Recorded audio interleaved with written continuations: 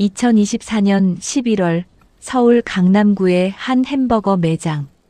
점심시간이 막 지난 오후 2시, 매장 안은 여전히 손님들로 북적였다. 키오스크 앞에는 4명의 손님이 줄을 서 있었다. 그 맨 앞에 명품 가방을 든 우아한 차림의 60대 후반 여성이 서 있었다. 그녀의 손을 꼭 잡고 있는 10살 남짓한 남자아이는 들뜬 표정으로 할머니를 올려다보고 있었다. 하지만 여성의 얼굴에는 땀방울이 맺혀 있었다. 손가락은 화면 위에서 멈춘 채 어디를 눌러야 할지 몰라 공중에 떠 있었다. 10분이 흘렀다. 뒤에 서 있던 30대 남성 손님이 한숨을 크게 쉬었다. 그 소리는 조용한 매장 안에서 유독 크게 들렸다. 여성의 손이 미세하게 떨렸다. 남자아이가 할머니의 손을 더욱 세게 잡았다. 계산대 안쪽에서 지켜보던 20살 남짓한 여자 아르바이트생이 귀찮다는 듯한 표정으로 다가왔다. 도와드릴까요?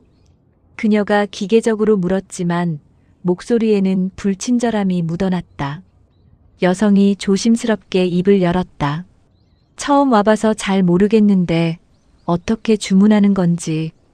아르바이트생이 빠르게 화면을 손가락으로 툭툭 두드렸다. 여기 누르시고 여기 또 누르시고 결제는 여기요. 말은 설명이었지만 손가락이 움직이는 속도가 너무 빨라 여성은 하나도 따라갈 수 없었다. 아, 미안한데 조금만 천천히. 뒤에서 또 한 번 크게 한숨 쉬는 소리가 들렸다. 이번에는 2명에서 나온 소리였다. 아르바이트생도 한숨을 쉬며 말했다. 손님, 뒤에 다른 분들도 기다리시니깐. 그냥 매장에서 드실 거면 자리에 앉아 계세요.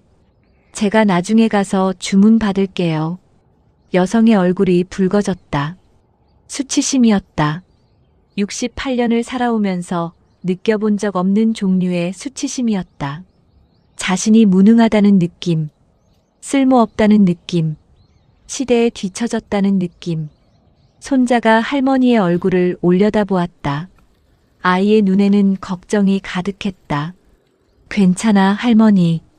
우리 다른 데 가자. 하지만 여성은 알고 있었다.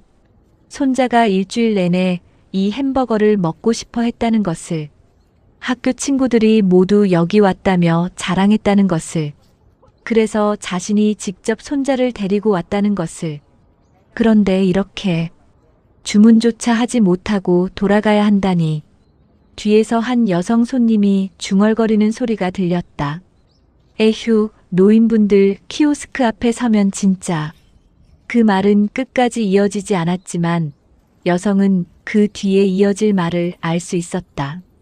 미니는 조용히 키오스크에서 물러났다. 손자의 손을 잡고 매장 문을 나섰다. 11월의 차가운 바람이 얼굴을 때렸지만 마음속의 수치심보다 차갑지는 않았다. 할머니. 손자의 목소리가 떨렸다. 괜찮아, 준우야. 할머니가 다음에 다시 데려올게. 하지만 미니는 알고 있었다. 그것이 약속이 아니라 변명이라는 것을. 그리고 손자도 알고 있었다. 할머니가 다시 올 수 없다는 것을. 차에 오른 미니는 백미러로 매장을 바라보았다. 30년 전 자신이 직접 설계하고 만든 브랜드. 자신의 이름을 걸고 키워온 버거킹덤. 그 매장 앞에서 자신은 방금 쫓겨난 것이나 다름없었다. 그때였다. 조수석에서 울먹이는 소리가 들렸다. 준우가 울고 있었다. 미니의 마음속에서 무언가가 부서지는 소리가 들렸다. 동시에 새로운 무언가가 단단하게 자리 잡기 시작했다. 이 이야기가 궁금하시다면 구독과 좋아요를 부탁드립니다. 다음 영상 제작에 큰 힘이 됩니다. 그리고 효성 스토리와 함께하는 모든 분들께 건강과 행복이 가득하시길 바라겠습니다. 그럼 지금부터 오늘의 사연을 시작하겠습니다. 강민희. 그 이름 석자에는 30년의 역사가 담겨 있었다. 1994년 36의 나이에 민희는 작은 분식집 하나를 열었다. 위치는 서울 구로구의 허름한 골목.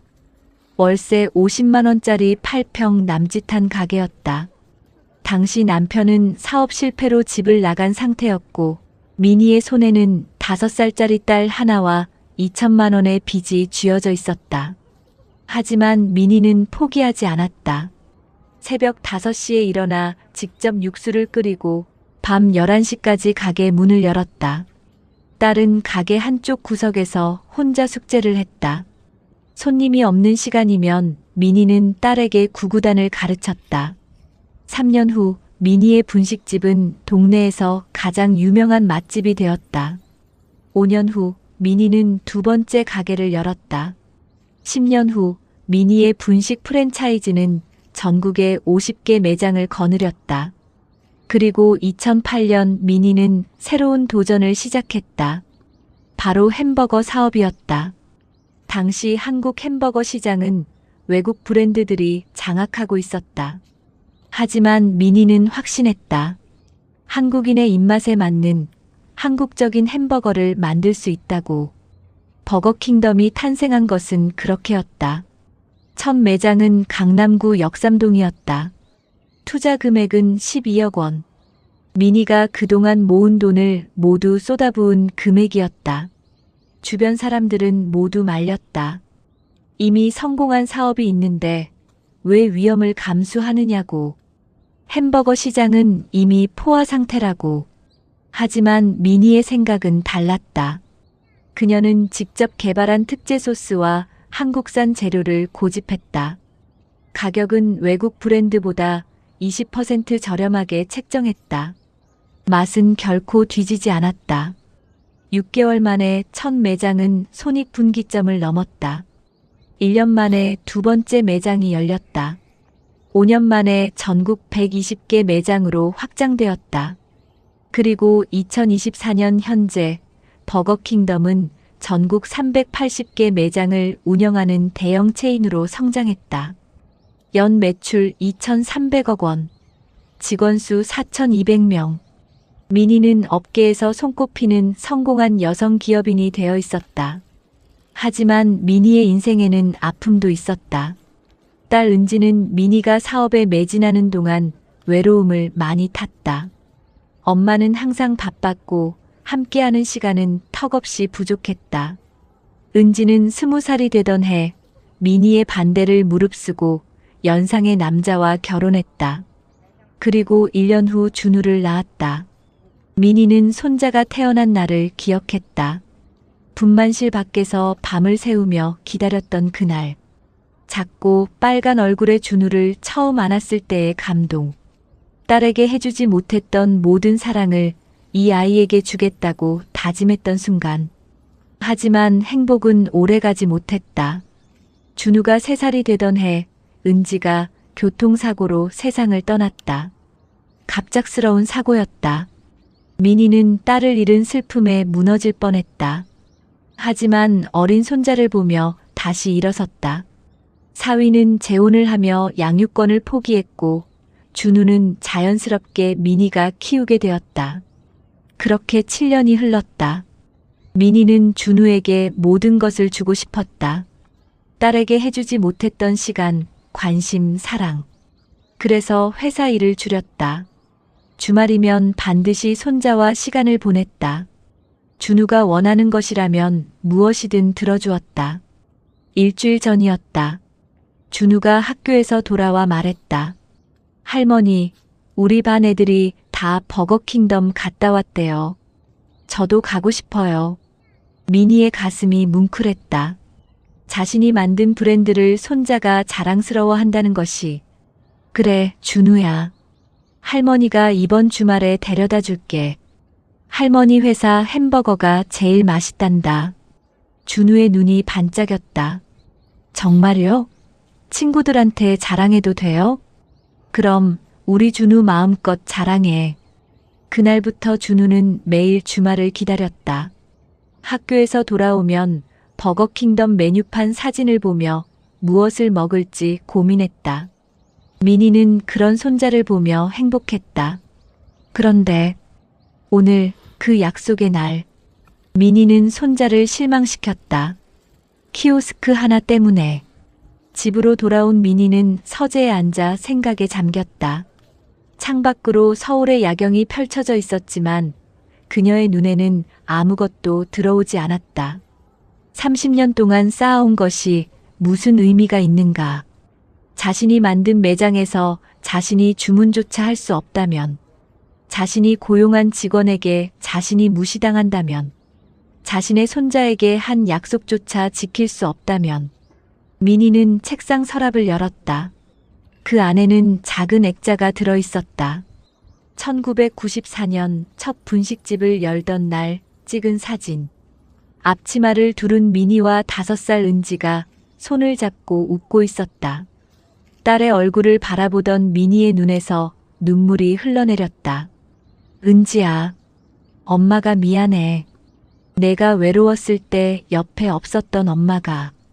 이제 준우한테만큼은 내가 받지 못한 사랑을 다 주고 싶은데.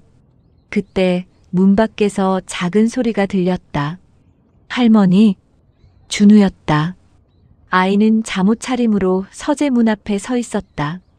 눈이 빨갛게 부어 있었다. 준우야, 왜 안 자고? 준우가 천천히 다가와 미니의 품에 안겼다. 할머니, 미안해요. 제가 햄버거 먹고 싶다고 해서. 미니가 손자의 머리를 쓰다듬었다. 아니야, 준우야. 할머니가 미안해. 약속을 지키지 못해서. 괜찮아요, 할머니. 저 햄버거 안 먹어도 돼요. 할머니가 해주는 밥이 제일 맛있어요. 그 말에 미니의 마음이 무너져 내렸다. 아니다. 이대로는 안 된다. 준우에게 자랑스러운 할머니가 되고 싶다. 그리고 나 같은 노인들이 더 이상 이런 수치심을 겪지 않게 하고 싶다. 미니는 준우를 꼭 안으며 속으로 다짐했다. 내일 다시 그 매장에 간다. 이번에는 다르게. 다음 날 오전 10시 강남 버거킹덤 매장 앞에 검은색 제네시스 G90이 멈춰 섰다. 운전석에서 50대 남성 기사가 내렸고 뒷좌석에서 미니가 내렸다. 어제와는 다른 차림이었다. 단정한 베이지색 정장에 진주 목걸이. 그리고 손에는 버거킹덤 본사의 로고가 새겨진 서류 가방. 미니는 매장 앞에서 잠시 멈춰섰다. 깊게 숨을 들이마셨다. 그리고 문을 열고 들어갔다. 매장 안은 조용했다. 오전 시간이라 손님은 3명뿐이었다. 카운터 안에는 어제 그 아르바이트생 수진이 서 있었다. 그녀는 휴대폰을 보다가 미니를 보고는 무심한 표정으로 인사했다. 어서 오세요. 미니는 대답하지 않았다. 대신 천천히 매장 안을 둘러보기 시작했다. 벽면의 메뉴판, 테이블 배치, 화장실 위치, 주방 내부의 동선. 그녀의 눈은 30년간 외식업을 해온 사람의 눈이었다. 단 몇 초 만에 매장의 문제점들이 보이기 시작했다. 테이블 3번과 4번 사이 간격이 너무 좁았다. 휠체어나 유모차가 지나가기 어려운 폭이었다. 화장실 입구에 턱이 있었다. 노인들이 걸려 넘어질 위험이 있었다. 그리고 키오스크. 매장 입구에 2대의 키오스크가 나란히 서 있었다. 미니는 그 앞으로 다가갔다. 어제 자신이 서 있던 바로 그 자리. 화면을 켜자 수십 개의 메뉴가 한꺼번에 나타났다. 글자 크기는 작았고 색상 대비는 약했다. 터치 버튼은 빽빽하게 배열되어 있었다. 미니는 시험 삼아 화면을 눌러보았다. 반응 속도가 빨랐다. 너무 빨랐다. 한번 잘못 누르면 이전 화면으로 돌아가기도 어려웠다. 그때였다. 손님, 주문하실 거예요? 수진의 목소리였다. 어제와 똑같이 불친절한 톤이었다. 미니가 고개를 들었다. 아니, 잠깐 둘러보는 중이에요. 그럼 주문하실 때 불러주세요. 수지는 다시 휴대폰을 들여다보았다.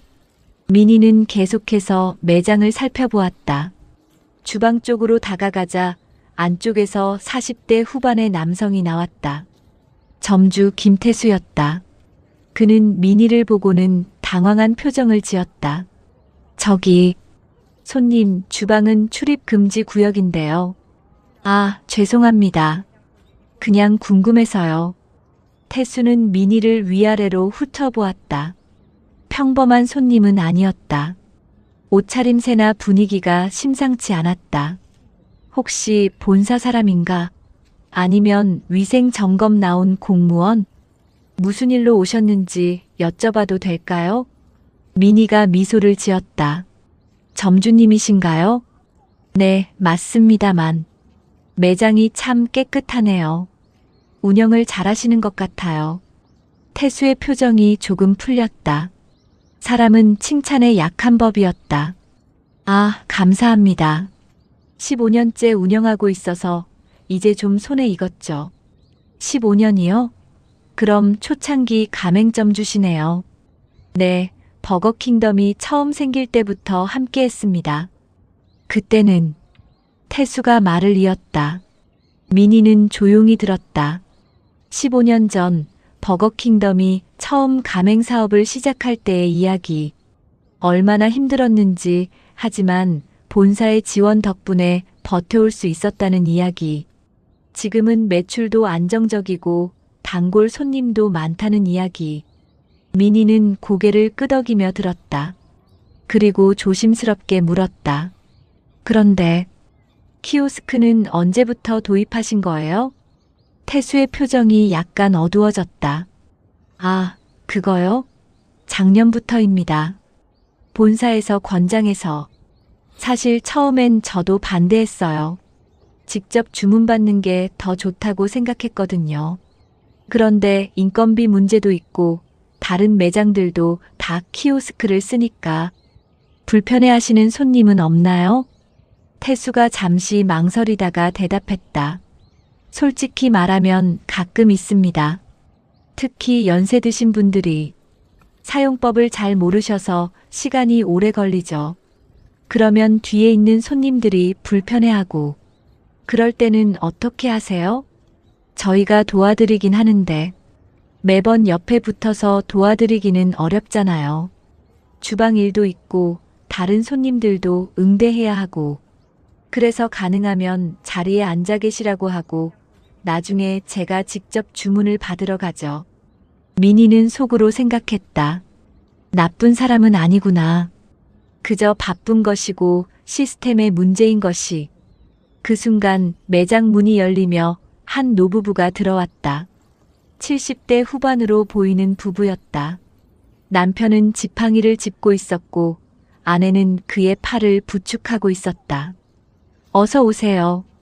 수진이 기계적으로 인사했다. 노부부는 키오스크 앞에 섰다. 그리고 화면을 바라보았다. 남편이 손을 들어 화면을 누르려 했지만 손이 떨려서 정확한 위치를 누르지 못했다. 한 번, 두 번, 세 번. 아내가 대신 눌러보려 했지만 역시 마찬가지였다. 수진이 한숨을 쉬며 자리에서 일어났다. 그리고 노부부에게 다가가려는 순간이었다. 민희가 먼저 움직였다. 민희는 노부부에게 다가가 부드러운 목소리로 말했다. 어르신, 제가 도와드릴까요? 노부부가 고개를 돌렸다. 남편이 미안한 표정으로 말했다. 괜찮습니다. 저희가 너무 서툴러서. 아니에요. 처음이시면 어려우실 수 있어요. 제가 옆에서 알려드릴게요. 민희는 천천히, 아주 천천히 설명하기 시작했다. 여기 이 큰 버튼을 누르시면 메뉴가 나와요. 그리고 원하시는 메뉴를 선택하시면. 네, 이렇게요. 노부부의 얼굴이 밝아졌다. 아, 이렇게 하는 거구나. 네, 그리고 수량은 여기서 조절하시고. 다 선택하셨으면 여기 결제하기를 누르시면 돼요. 5분 후 노부부는 성공적으로 주문을 마쳤다. 남편이 민희에게 깊이 고개를 숙였다. 고맙습니다. 천만에요, 어르신. 맛있게 드세요. 노부부가 자리에 앉자 민희는 다시 태수에게로 돌아왔다. 태수는 조금 전 광경을 지켜보고 있었다. 그의 표정에는 미묘한 감정이 어려 있었다. 손님께서 참 친절하시네요. 민희가 고개를 저었다. 아니에요. 당연한 거죠. 그런데 점주님, 하나 여쭤봐도 될까요? 네, 말씀하세요. 만약 이 매장의 시스템을 바꿀 수 있다면 어떻게 바꾸고 싶으세요? 태수가 깜짝 놀란 표정을 지었다. 그게 무슨 말씀이신지. 민희는 서류 가방에서 명함 하나를 꺼냈다. 그리고 태수에게 건넸다. 태수의 손이 떨렸다. 명함에는 이렇게 쓰여 있었다. 강민희, 버거킹덤 그룹 회장. 명함을 받아든 태수의 얼굴에서 혈색이 사라졌다. 회장님? 수진도 그 말을 듣고 깜짝 놀라 휴대폰을 떨어뜨렸다. 휴대폰이 바닥에 떨어지는 소리가 조용한 매장에 울렸다. 민희는 여전히 부드러운 미소를 유지했다. 네, 강민희입니다. 어제 이 매장에 처음 와봤어요. 손자와 함께요. 태수의 머릿속이 빠르게 돌아가기 시작했다. 어제 손님 중에 회장님이 계셨다고? 그런데 왜 아무 말씀이 없으셨지? 혹시 복장 점검? 아니면 서비스 평가? 그의 시선이 수진에게로 향했다. 수진은 창백한 얼굴로 서 있었다. 그녀도 기억이 났다.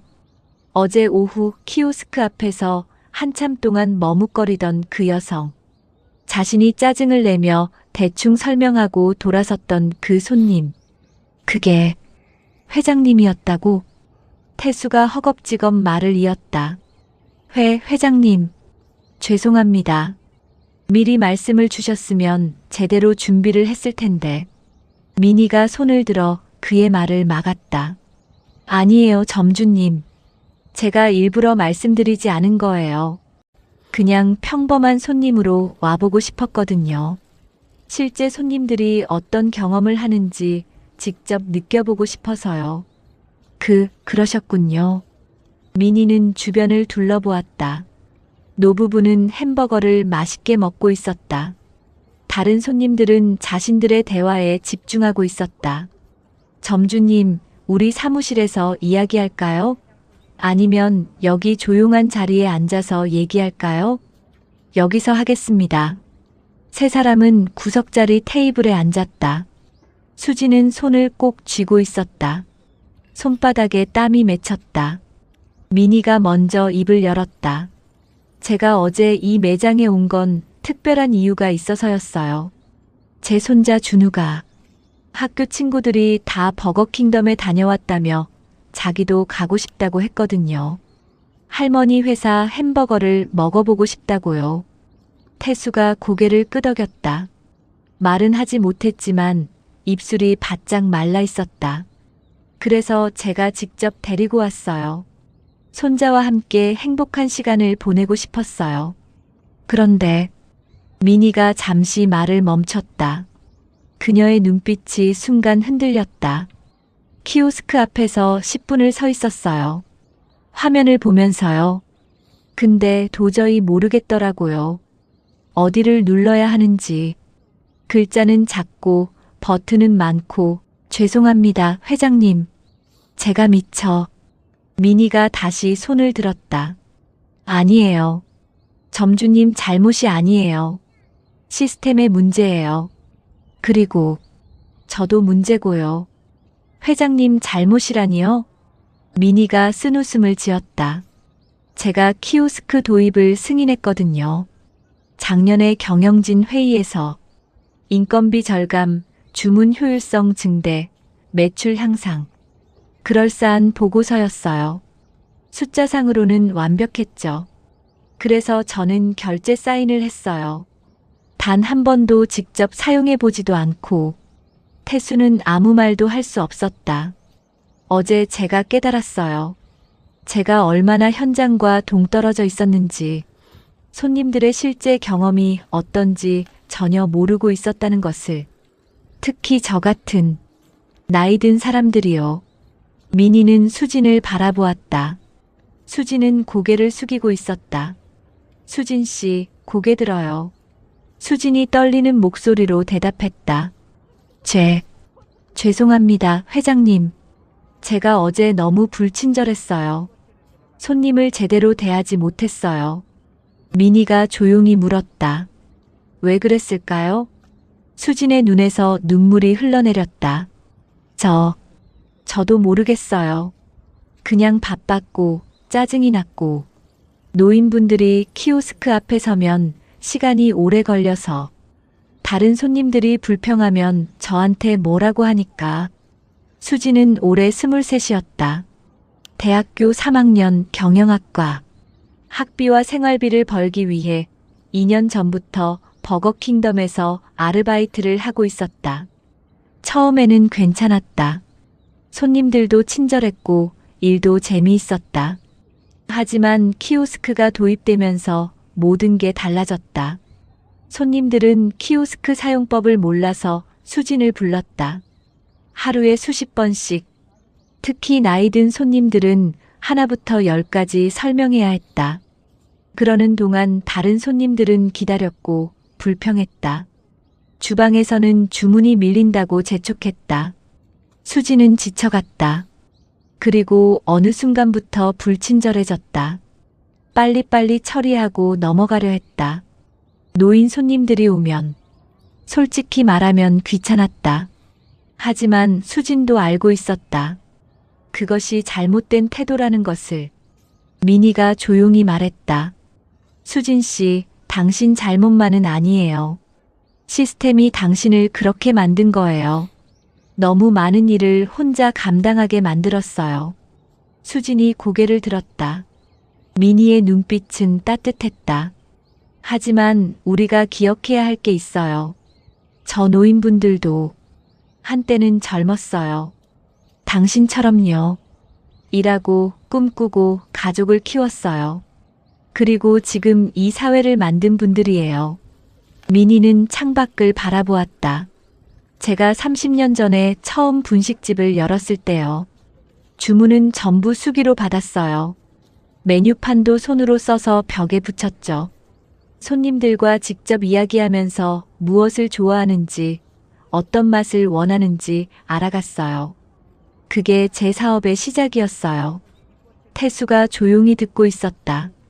그런데 언제부턴가 우리는 효율만 생각하게 됐어요. 더 빠르게, 더 많이, 더 저렴하게. 그것도 중요하죠. 하지만 그 과정에서 우리가 잃어버린 게 있어요. 무엇을 잃어버렸을까요? 사람이요. 민희의 목소리에 힘이 실렸다.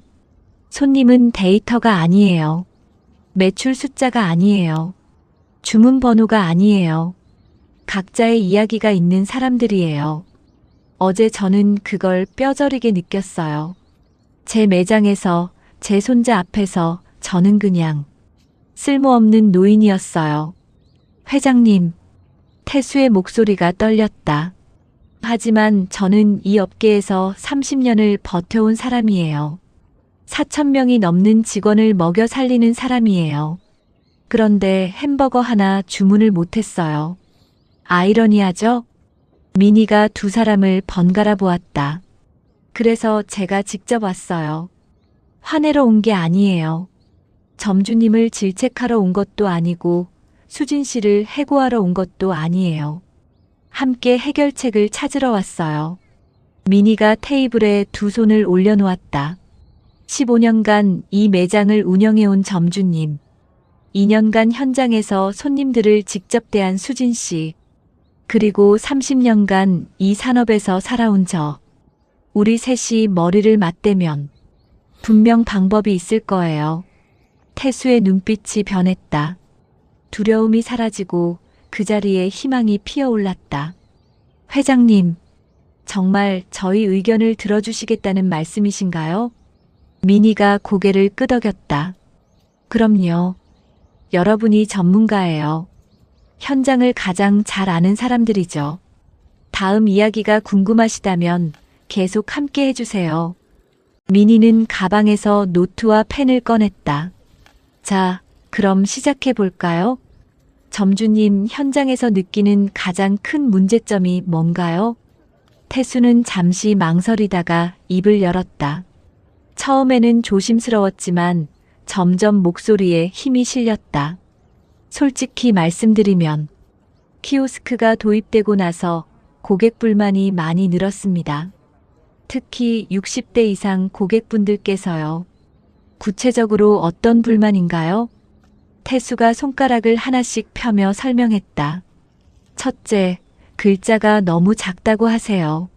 노안이 오신 분들은 메뉴 이름조차 읽기 힘들다고 하시고요. 둘째, 터치 반응이 너무 예민해요. 손이 떨리시는 분들은 다른 메뉴를 자꾸 잘못 누르시죠. 셋째, 결제 방법이 복잡해요. 카드, 페이, 포인트. 선택지가 너무 많아서 헷갈려 하세요. 민희는 빠르게 메모했다. 계속하세요. 넷째, 이전 화면으로 돌아가는 버튼이 작고 구석에 있어요. 한번 잘못 누르면 처음부터 다시 해야 하는데 그러면 포기하시는 분들이 많아요. 다섯째, 태수가 잠시 망설였다. 말씀하세요.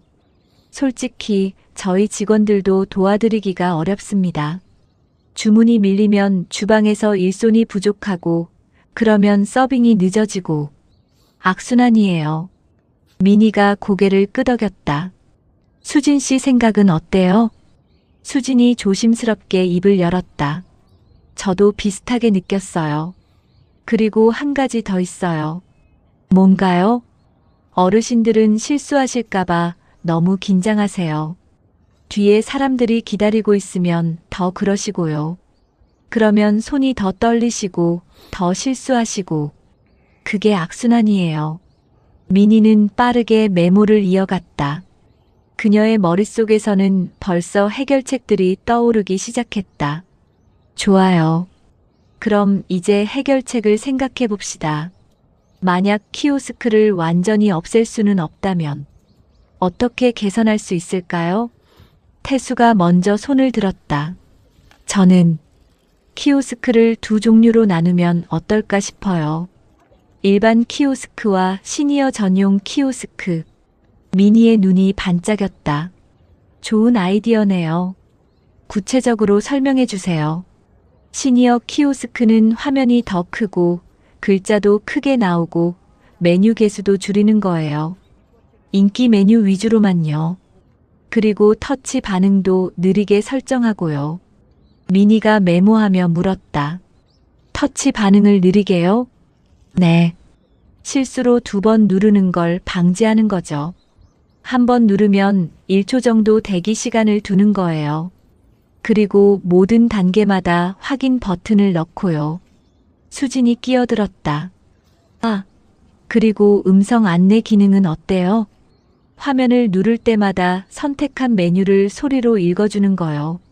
민희가 고개를 끄덕였다. 훌륭해요. 또 다른 아이디어는? 태수가 계속했다. 그리고 각 키오스크 옆에 간단한 사용 설명서를 크게 붙여놓으면 어떨까요? 큰 글씨로 그림과 함께요. 민희가 미소를 지었다. 좋아요. 근데 설명서를 읽는 것도 어려워하시는 분들은요? 수진이 대답했다. 그럴 때는 저희가 도와드려야죠. 하지만 지금처럼 짜증내면서가 아니라 제대로요. 민희가 수진을 바라보았다. 제대로라는 게 구체적으로 뭘까요? 수진이 생각에 잠겼다가 말했다. 시간을 충분히 드리는 거요. 뒤에 손님들이 기다려도 괜찮다고 천천히 하셔도 된다고 말씀드리는 거요. 그리고 한 번에 한 단계씩만 설명드리는 거예요. 민희의 눈빛이 따뜻해졌다. 수진 씨, 당신은 이미 답을 알고 있었네요. 수진이 고개를 숙였다. 죄송해요, 회장님. 그걸 알면서도 실천하지 못했어요. 민희가 수진의 손을 잡았다. 이제부터 하면 돼요. 그리고 혼자가 아니라 우리 모두가 함께 할 거예요. 미니는 노트를 펼쳐 보였다. 지금까지 나온 아이디어들이 빼곡히 적혀 있었다. 자, 정리해 볼게요. 첫째, 시니어 전용 키오스크 도입. 큰 화면, 큰 글씨, 단순한 메뉴, 느린 터치 반응, 음성 안내. 둘째, 시각적 사용 설명서 비치. 셋째, 직원 교육 강화, 시니어 고객 응대 매뉴얼 작성. 태수가 손을 들었다. 회장님, 하나 더 추가해도 될까요? 물론이죠. 키오스크 옆에 헬프 버튼을 만드는 건 어떨까요? 어르신들이 어려우실 때 그냥 버튼을 누르면 직원에게 알림이 가고 바로 가서 도와드리는 거예요. 미니가 손뼉을 쳤다. 완벽해요. 그리고 한 가지 더 추가하겠습니다. 유인 카운터 유지. 유인 카운터요? 네. 모든 매장에 최소 한 명은 직접 주문을 받을 수 있는 직원을 배치하는 거예요. 키오스크를 쓰기 싫으신 분들은 그쪽에서 주문하시면 되고요. 태수가 걱정스러운 표정을 지었다. 하지만 그러면 인건비가. 미니가 단호하게 말했다. 인건비보다 중요한 게 고객이에요. 우리가 키오스크를 도입한 이유가 뭐였죠? 더 나은 서비스를 위해서였잖아요. 근데 결과적으로 일부 고객을 소외시켰다면 그건 실패한 거예요. 태수가 고개를 숙였다. 죄송합니다. 아니에요, 점주님. 저한테 하는 말이에요. 제가 제대로 점검하지 않은 거죠. 미니는 노트를 덮었다. 자, 이제 실행 계획을 세워봅시다. 먼저 이 매장을 파일럿으로 삼겠습니다. 모든 개선 사항을 이곳에서 먼저 테스트하고 효과가 있으면 전국 380개 매장에 확대하는 거예요. 태수의 눈이 커졌다. 정말 그렇게 하시겠다는 말씀이신가요? 물론이죠. 점주님께서 도와주실 거죠? 당연하죠. 제가 할 수 있는 건 뭐든지 하겠습니다. 수진도 손을 들었다. 저도요. 제가 시니어 고객 응대 매뉴얼 만드는 거 도와드릴 수 있어요. 미니가 두 사람을 번갈아 보았다. 그들의 눈에는 열정이 타오르고 있었다. 불과 1시간 전만 해도 두려움에 떨던 사람들이었다. 하지만 지금은 달랐다. 고맙습니다, 두 분. 우리 함께 만들어가요. 모든 세대가 환영받는 매장을요. 그때 매장 문이 열렸다. 70대 후반으로 보이는 할머니가 들어왔다. 손에는 지팡이를 들고 있었다. 할머니는 키오스크를 보더니 망설이는 표정을 지었다. 수진이 벌떡 일어났다. 어서 오세요, 할머니. 제가 도와드릴게요. 수진은 할머니에게 다가가 부드러운 목소리로 말했다. 천천히 하셔도 돼요. 제가 옆에서 도와드릴 테니까요. 할머니의 얼굴이 밝아졌다.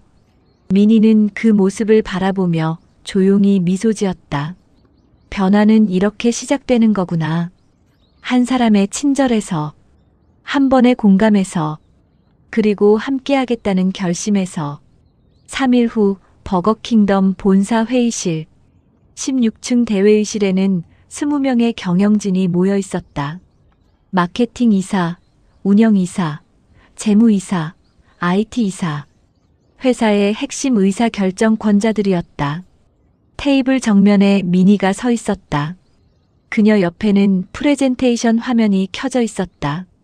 화면에는 시니어 프렌들리 프로젝트라는 제목이 띄워져 있었다. 미니가 입을 열었다. 여러분, 오늘 제가 제안할 프로젝트는 우리 회사의 방향성을 바꿀 수 있는 중요한 결정입니다. 경영진들이 집중했다.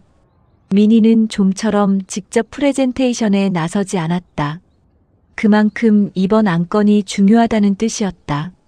미니가 리모컨을 눌렀다. 화면에 사진 한 장이 떴다. 키오스크 앞에서 망설이고 있는 노인의 모습이었다. 이 사진은 3일 전 우리 강남점에서 제가 직접 찍은 겁니다. 이분은 10분 동안 키오스크 앞에 서 계셨습니다. 결국 주문하지 못하고 나가셨고요. 마케팅 이사가 손을 들었다. 회장님, 죄송하지만 그건 개별 사례 아닌가요? 전체 고객 중 극히 일부일 텐데요. 미니가 고개를 저었다. 과연 그럴까요? 다음 데이터를 봅시다. 화면이 바뀌었다. 통계 자료가 나타났다. 작년 키오스크 도입 이후 60대 이상 고객의 방문 횟수가 23% 감소했습니다. 반면 이 40대 고객은 15% 증가했죠. 언뜻 보면 젊은 고객이 늘어서 좋은 것 같지만 미니가 다음 슬라이드를 넘겼다. 문제는 고객생의 가치입니다. 60대 이상 고객의 평균 주문 금액은 23,000원. 이 40대는 15,000원입니다. 또한 시니어 고객은 가족 단위로 방문하는 경우가 많아 실제 주문 금액은 더 큽니다. 재무이사가 계산기를 두드렸다. 그렇다면 시니어 고객 감소로 인한 연간 매출 손실이 미니가 대답했다. 약 320억 원입니다. 회의실이 술렁였다. 운영이사가 손을 들었다. 하지만 회장님, 키오스크 도입으로 절감한 인건비가 연간 180억 원입니다. 그리고 주문 효율성이 올라가면서 회전율도 증가했고요. 맞습니다. 하지만 우리가 잃은 건 돈만이 아닙니다. 미니의 목소리에 힘이 실렸다. 우리는 브랜드 이미지를 잃었습니다. SNS를 보세요. 버거킹덤은 노인 차별 기업, 키오스크 때문에 할머니가 울고 나가셨다. 이런 글들이 올라오고 있어요. 마케팅 이사가 태블릿을 확인했다. 미니의 말이 맞았다. 최근 몇 달간 부정적인 게시글이 눈에 띄게 증가했다. 미니가 계속했다. 더 중요한 건 우리의 정체성입니다. 버거킹덤이 뭘 표방하며 시작했죠? 모든 세대가 함께하는 맛이었습니다. 그런데 지금 우리는 어떤가요? 일부 세대를 소외시키고 있어요. 회의실이 조용해졌다. 미니가 다음 슬라이드를 넘겼다. 시니어 프렌들리 프로젝트의 구체적인 내용이 나타났다. 제가 제안하는 건 이겁니다. 첫째, 모든 매장의 시니어 전용 키오스크 도입. 큰 화면, 큰 글씨, 음성 안내, 단순한 인터페이스. 예상 비용은 대당 350만 원, 전 매장 도입 시 총 13억 원. 재무이사가 고개를 저었다. 13억은 너무 큽니다, 회장님. 둘째, 모든 매장의 유인 카운터 최소 1개 유지. 추가 인건비 연간 95억 원. 이번에는 운영이사가 반대했다. 95억이라니요. 그럼 키오스크 도입으로 절감한 인건비의 절반을 다시 쓰는 셈인데요. 셋째, 전 직원 대상 시니어 고객 응대 교육. 비용 2억 원. 미니는 경영진들의 반응을 지켜보았다. 대부분 부정적이었다. 예상했던 반응이었다. IT 이사가 손을 들었다. 회장님, 솔직히 말씀드리면 이건 시대 역행 아닌가요? 전 세계가 무인화, 자동화로 가고 있는데 우리만 거꾸로 가는 겁니까? 미니가 IT 이사를 바라보았다. 김 이사님, 이사님 부모님 연세가 어떻게 되시죠? 갑작스러운 질문에 IT 이사가 당황했다. 저희 어머니가 73입니다만 어머님께서 혼자 키오스크로 주문하실 수 있으세요? IT 이사가 입을 다물었다. 미니가 회의실을 둘러보았다. 여러분, 우리 부모님들을 생각해 보세요. 평생 일하시며 우리를 키우셨잖아요. 그분들이 이제 나이가 들어 기계 사용이 어려워지셨다고 해서 우리가 외면해도 되는 겁니까? 마케팅 이사가 조심스럽게 말했다. 회장님 말씀 이해는 갑니다만 감성적 접근만으로는 경영 판단을 내리기 어렵습니다. 미니가 고개를 끄덕였다. 맞습니다. 그래서 제가 숫자로 보여드리겠습니다. 화면이 바뀌었다. 새로운 데이터가 나타났다. 한국의 60대 이상 인구는 현재 1200만 명입니다.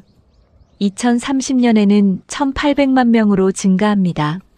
전체 인구의 35%. 이들의 구매력은 연간 380조 원입니다. 경영진들이 집중하기 시작했다.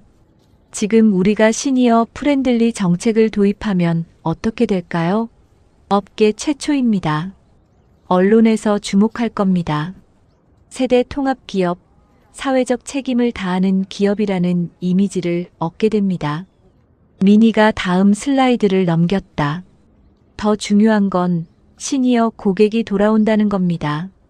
제 예상으로는 6개월 내에 이전 수준으로 회복, 1년 내에 120% 증가할 수 있습니다. 그럼 추가 매출이 얼마일까요? 재무이사가 계산했다. 약 450억 원입니다. 맞습니다. 투자 비용 110억, 추가 매출 450억, 투자 수익률 400%입니다. 회의실 분위기가 바뀌기 시작했다. 하지만 미니는 거기서 멈추지 않았다. 그리고 이건 단순히 우리 회사만의 이익이 아닙니다. 우리가 성공하면 다른 외식 업체들도 따라할 겁니다. 편의점, 카페, 은행. 결국 사회 전체가 바뀌는 거예요. 그 시작을 우리가 하는 겁니다. 미니는 마지막 슬라이드를 띄웠다. 그녀와 손자 준우가 함께 웃고 있는 사진이었다. 여러분, 저는 이 프로젝트를 제 손자를 위해 시작했습니다. 하지만 이제는 알아요. 이건 모든 손자, 손녀들을 위한 일이라는 걸요. 우리 아이들이 자라나서 자신의 할머니, 할아버지와 함께 밥 먹으러 갈 수 있는 세상. 그런 세상을 만드는 게 우리의 역할 아닐까요? 회의실은 고요했다. 그때 마케팅 이사가 손을 들었다. 회장님, 저 찬성합니다. 그 말을 시작으로 하나둘 손이 올라가기 시작했다. 2주 후 강남 버거킹덤 매장. 매장 입구가 달라져 있었다. 기존 키오스크 2대 옆에 새로운 키오스크 1대가 추가로 설치되어 있었다. 화면 크기는 기존의 1.5배. 상단에는 큰 글씨로 시니어 전용이라고 쓰여 있었다. 키오스크 옆 벽면에는 A3 크기의 사용 설명서가 붙어 있었다. 큰 글씨와 그림으로 단계별 사용법이 설명되어 있었다. 그리고 키오스크 하단에는 주황색 버튼이 크게 달려 있었다. 도움이 필요하세요? 라는 문구와 함께 카운터도 바뀌었다. 한쪽에는 주문은 여기서라는 팻말이 세워진 유인 카운터가 생겼다. 그곳에는 수진이 서 있었다. 그녀의 앞치마에는 새로운 배지가 달려 있었다. 시니어 응대 전문가라는 문구와 함께 오전 11시 첫 손님이 들어왔다. 75세의 박 할아버지였다. 할아버지는 키오스크를 보더니 망설였다. 수진이 다가갔다. 어서 오세요, 할아버지. 혹시 주문 도와드릴까요? 아, 저기 처음 와봐서. 괜찮으세요. 천천히 하시면 돼요. 여기 시니어 전용 키오스크가 있어요. 제가 옆에서 알려드릴게요. 수지는 할아버지를 시니어 키오스크 앞으로 안내했다. 그리고 천천히, 아주 천천히 설명하기 시작했다. 할아버지, 여기 이 큰 버튼을 누르시면 메뉴가 나와요. 네, 이렇게요. 보이시죠? 오, 글씨가 크네. 네, 시니어분들을 위해 특별히 크게 만들었어요. 이제 드시고 싶은 메뉴를 선택하시면 돼요. 할아버지가 화면을 눌렀다. 그러자 기계 음성이 흘러나왔다. 불고기 버거를 선택하셨습니다. 할아버지의 얼굴이 밝아졌다. 오, 소리도 나오네. 네, 선택하신 메뉴를 소리로 알려드려요. 실수하실 염려가 없으시죠? 5분 후 할아버지는 성공적으로 주문을 마쳤다. 그의 얼굴에는 자부심이 가득했다. 내가 해냈어. 하하. 정말 잘하셨어요, 할아버지. 다음엔 혼자서도 하실 수 있으실 거예요. 할아버지는 자리에 앉았다. 그리고 주변 손님들에게 자랑했다. 여기 키오스크 참 좋네. 나도 주문했어. 점심시간이 되자 손님이 몰려들기 시작했다. 미니는 매장 구석에 조용히 앉아 상황을 지켜보고 있었다.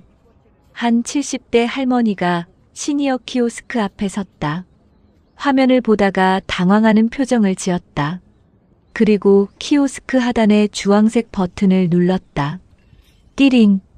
수진의 허리춤에 찬 호출기에서 소리가 났다. 수진은 즉시 키오스크로 달려갔다. 할머니, 제가 도와드릴게요. 하지만 손님이 너무 많았다. 시니어 키오스크에서 도움을 요청하는 손님, 유인 카운터에서 주문하려는 손님, 주방에서 서빙을 기다리는 음식. 수진은 정신없이 뛰어다녔다. 땀이 이마를 타고 흘렀다. 미니는 그 모습을 보며 속으로 생각했다. 역시 한 명으로는 부족해. 적어도 2명은 필요해. 그때 태수가 주방에서 나왔다. 그는 수진의 상황을 보고는 즉시 앞치마를 두르고 카운터로 향했다. 수진아, 내가 유인 카운터 맡을게. 너는 키오스크 쪽 집중해. 네, 점주님. 2사람의 호흡이 맞아떨어지기 시작했다. 태수는 유인 카운터에서 주문을 받았고 수진은 키오스크 손님들을 도왔다. 주방에는 새로 들어온 아르바이트생이 조리를 담당했다. 미니는 조용히 미소 지었다. 시스템이 작동하고 있었다. 오후 2시 점심 러시가 끝났다. 태수와 수진은 지친 얼굴로 의자에 앉았다. 미니가 그들에게 다가가 시원한 음료를 건넸다. 수고하셨어요, 2분. 회장님 감사합니다. 미니가 물었다. 어때요? 실제로 운영해보니까. 태수가 대답했다. 생각보다 힘들긴 합니다. 손님이 많을 때는 정신이 하나도 없어요. 하지만 좋습니다. 어르신들이 웃으시는 걸 보니까요.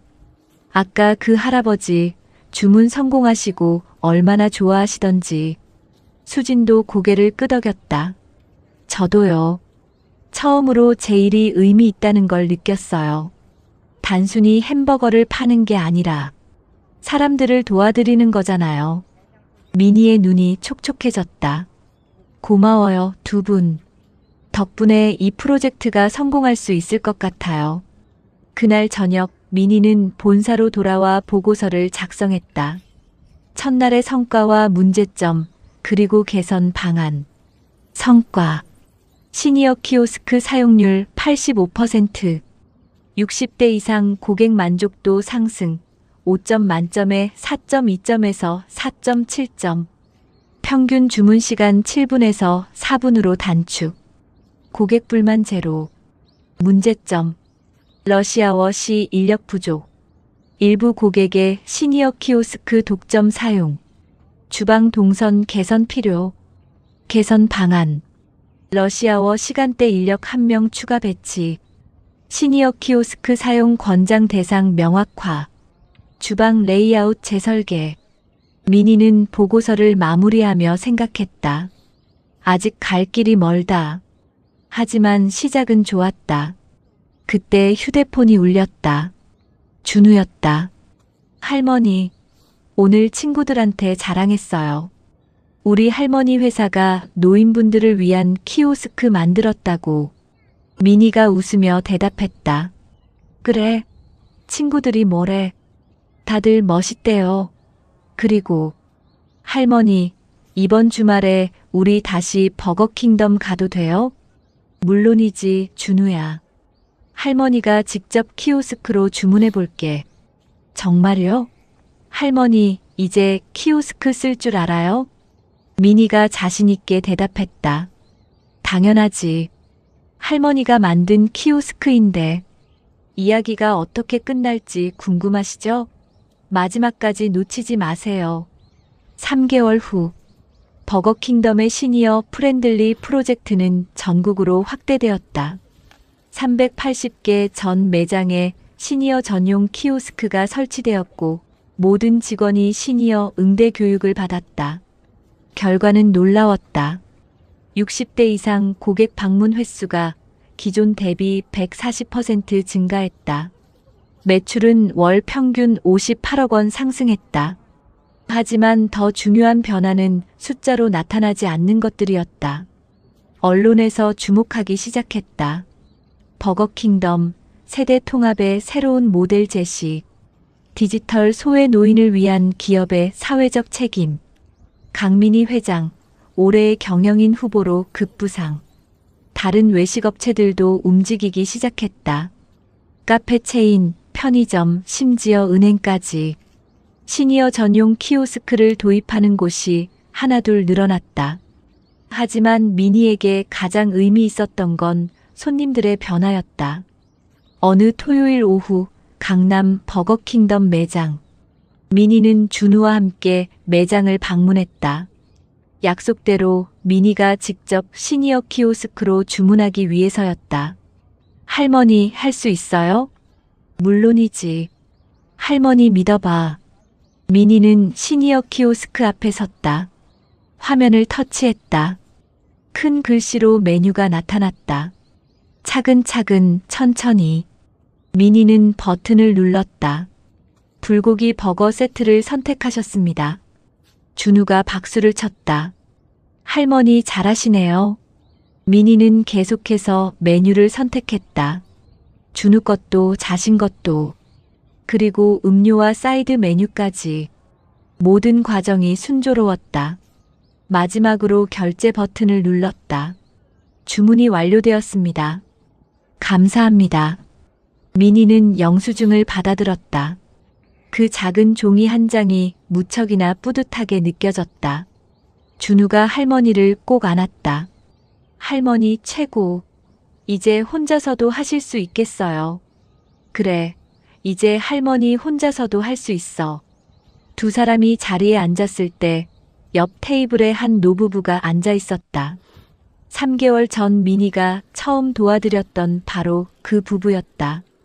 할아버지가 미니를 알아보고 반갑게 인사했다. 그때 그분, 저희 도와주셨던. 미니가 웃으며 인사했다. 안녕하세요, 어르신. 잘 지내셨어요? 덕분에 잘 지냅니다. 이제 저희도 키오스크 잘 쓰고 있어요. 일주일에 한 번씩은 이리 와요. 할머니가 덧붙였다. 여기가 우리한테 제일 편해요. 다른 데는 아직도 어려운데 여기는 글자도 크고 소리도 나오니까. 미니의 가슴이 뭉클했다. 자주 오세요, 어르신들. 언제나 환영입니다. 그때 수진이 주문 번호를 부르며 나왔다. 그녀는 미니를 보고는 환하게 웃었다.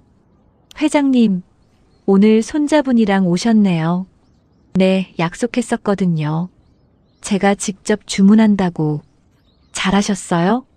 미니가 엄지를 치켜 세웠다. 완벽했어요. 식사를 마친 미니와 준우는 매장을 나서려다가 멈춰섰다. 입구에 새로운 현수막이 걸려 있었다. 버거킹덤은 모든 세대를 환영합니다.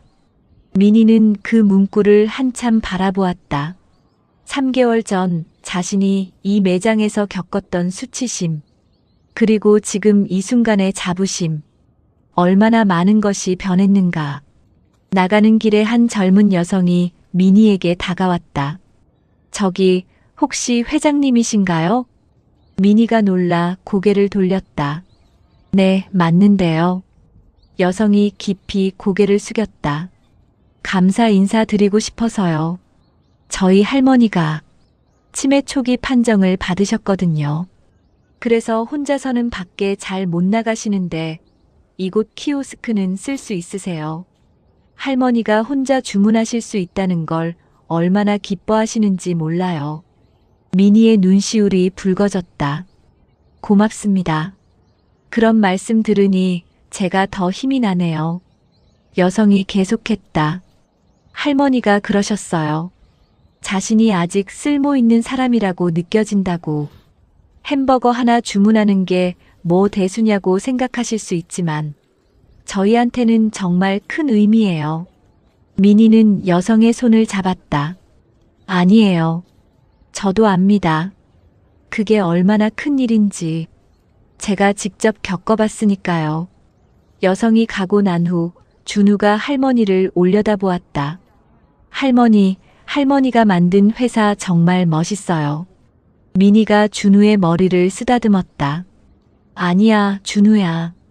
할머니 혼자 만든 게 아니야.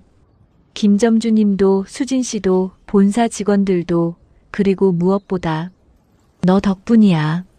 제 덕분이요? 내가 할머니한테 버거킹덤 가고 싶다고 했잖아. 그래서 할머니가 깨달을 수 있었어. 뭐가 문제인지, 뭘 바꿔야 하는지. 준우가 환하게 웃었다. 그럼 저도 도운 거예요? 물론이지. 넌 할머니의 영웅이야. 두 사람은 손을 잡고 주차장으로 걸어갔다. 11월의 햇살이 따스했다. 차에 오르면서 민희는 버거킹덤 매장을 다시 한번 돌아보았다. 매장 창문 너머로 다양한 연령대의 손님들이 보였다. 10대 학생들, 30대 직장인들, 50대 부부, 그리고 70대 노부부. 모두가 함께 식사를 하고 있었다. 민희는 속으로 생각했다. 이게 내가 꿈꾸던 모습이구나. 모든 세대가 함께 어울리는 공간. 아무도 소외되지 않는 곳. 차가 출발했다. 준우는 뒷자리에서 창밖을 바라보며 말했다. 할머니, 저 커서 할머니처럼 될래요. 민희가 백미러로 준우를 보며 물었다. 어떻게? 사람들을 도와주는 사람이요. 할머니처럼요. 민희의 눈에 눈물이 맺혔다. 준우야, 넌 이미 그런 사람이야. 할머니를 도와줬잖아. 그날 밤 민희는 서재에 앉아 일기를 썼다. 3개월 전 나는 키오스크 앞에서 무능한 노인이었다. 손자 앞에서 주문 하나 하지 못하는 초라한 할머니였다. 하지만 그 경험이 나를 바꿨다. 아니, 우리를 바꿨다. 이제 버거킹덤은 단순한 햄버거 가게가 아니다. 모든 세대가 함께 웃을 수 있는 공간이다. 디지털 시대에도 누구도 소외되지 않는 곳이다. 나는 깨달았다. 진정한 혁신은 최신 기술이 아니다. 사람을 생각하는 마음이다. 나는 이제 안다. 나이가 들어도 우리는 여전히 가치 있는 존재라는 것을, 존중받을 자격이 있다는 것을, 그리고 그것을 기억하는 사회를 만드는 것이 우리 세대의 책임이라는 것을. 민희는 펜을 놓고 창밖을 바라보았다. 서울의 야경이 반짝이고 있었다. 저 많은 불빛 하나하나에 사람들의 이야기가 있을 것이다.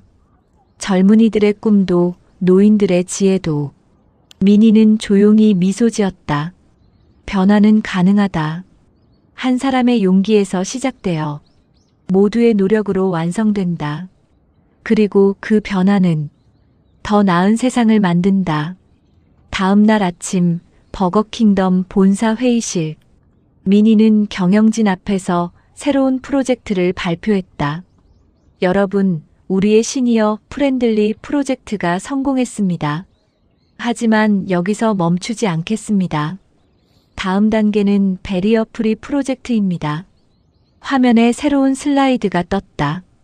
휠체어 사용자를 위한 낮은 카운터, 시각 장애인을 위한 점자 메뉴판, 청각 장애인을 위한 진동 호출기. 우리는 모든 사람이 편하게 이용할 수 있는 매장을 만들 겁니다. 경영진들이 박수를 쳤다. 민희가 마지막 슬라이드를 띄웠다. 여러 세대가 함께 웃고 있는 사진이었다.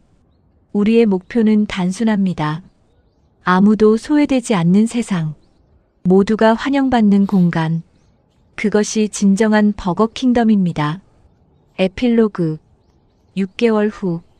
버거킹덤은 대한민국 사회공헌 우수기업으로 선정되었다.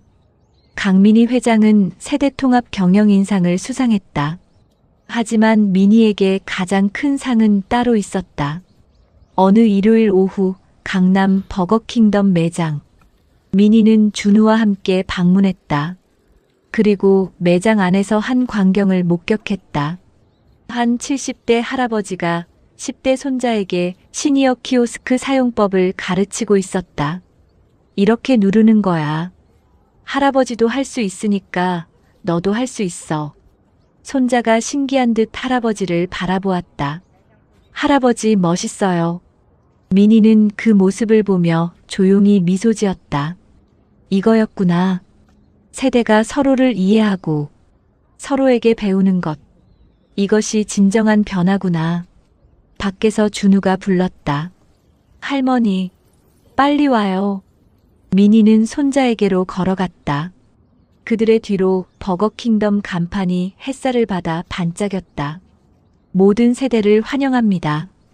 그 문구처럼 오늘도 버거킹덤에는 웃음소리가 가득했다. 이 이야기가 감동이었다면 좋아요와 구독하고 다음 이야기도 함께해요. 공유해서 더 많은 사람들에게 감동을 전해주세요. 감사합니다.